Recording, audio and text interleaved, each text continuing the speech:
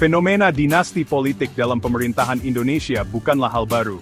Presiden Joko Widodo, yang awalnya dikenal sebagai pemimpin dengan citra sederhana dan merakyat, kini kerap dikaitkan dengan praktik politik dinasti, terutama setelah beberapa anggota keluarganya menduduki posisi strategis di pemerintahan dan politik lokal. Beberapa anggota keluarga Presiden Jokowi yang terjun ke dunia politik antara lain, 1. Gibran Rakabuming Raka, putra sulung Jokowi ini, terjun ke politik dengan mencalonkan diri sebagai wali kota Solo pada 2020. Dengan dukungan kuat dari Partai Demokrasi Indonesia Perjuangan dan jejaring politik ayahnya, Gibran menang dalam Pilkada Solo dan dilantik pada 2021.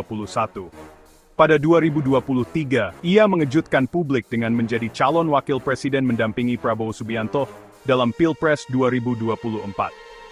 2. Kaisang Pangarep, putra bungsu Jokowi ini awalnya dikenal sebagai pengusaha dan influencer. Namun, pada 2023, ia bergabung dengan Partai Solidaritas Indonesia, dan dengan cepat diangkat sebagai ketua umum partai tersebut, meskipun tidak memiliki rekam jejak politik sebelumnya. 3. Bobi Nasution.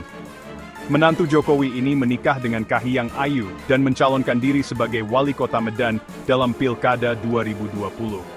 Bobi berhasil memenangkan pemilihan tersebut dengan dukungan Partai Golkar, Gerindra, dan Nasdem.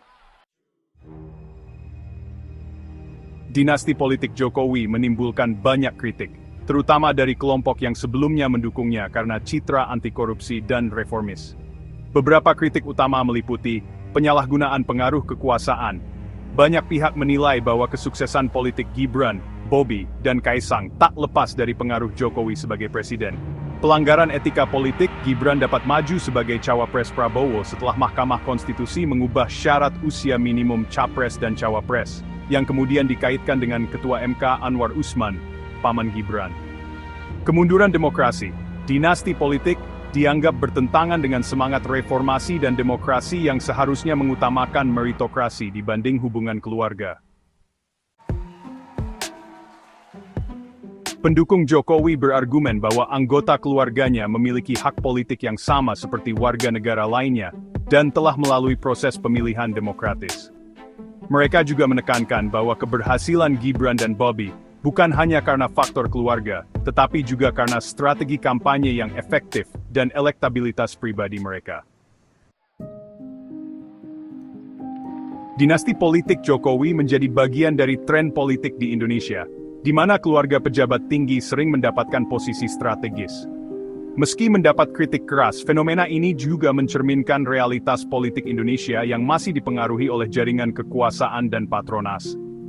Pertanyaannya kini adalah, apakah tren ini akan terus berlanjut setelah Jokowi tidak lagi menjabat, dan bagaimana dampaknya terhadap kualitas demokrasi di Indonesia?